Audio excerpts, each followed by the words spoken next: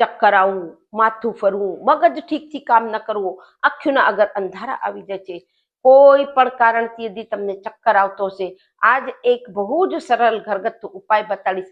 અંતમાં તમને એક એવી બોનસ ટિપ્સ આપીશ, એક એવો ઇફેક્ટિવ એક્યુપ્રેશરનો પોઈન્ટ પણ બતાડીશ. હું Kalpana Rathod, acupressure acupuncture therapist, diploma in alternative medicine. હવે જ્યારે આપણે ચક્કર જેવું લાગે છે, ઘમઘમાટા, આંખોના આગળ અંધારા, તાત્કાલિક તમે એકદમ રિલેક્સ થઈને બેસી જાજો અને સૌથી પહેલા થોડું પાણી તમે ઘૂંટડો કરીને પી લેજો.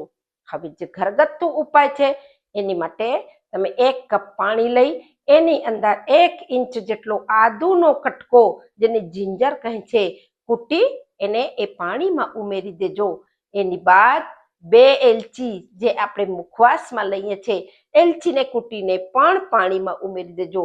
અને यदि તમને ડાયાબિટીસ સુગર નથી તો એની અંદર સ્વાદ પ્રમાણે તમે ગળ્યું કરી શકો છો, ગોળ યા સાકર ઉમેરી એ પાણીને ખૂબ સરસથી ખદખદાવી અને જ્યારે એ પાણી અડધું થાય એને તમે ગાળી અને ઘૂંટડો કરીને તમે આ ડ્રિંક પી લેજો. તાત્કાલિક તમને રિલેક્સ લાગશે, જે ઘમઘમાટા ચક્કર આવતા હતા એ બંધ થઈ જશે. હવે તમને કયો એક એક્યુપ્રેશરનો પોઈન્ટ કરવો છે? એ પોઈન્ટ નાક નીચે હોય છે, અહીંયા કણે. આ પોઈન્ટને તમે હલકું પ્રેશર દેતા જાજો. જેમ જેમ તમે આને પ્રેશર દેશો તમને એમ લાગશે તમને આંખોમાં જે ભારેપણું લાગતું હતું, ઘમઘમાટા લાગતા હતા, ચક્કર આવે છે, એ તાત્કાલિક બંધ થઈ જશે.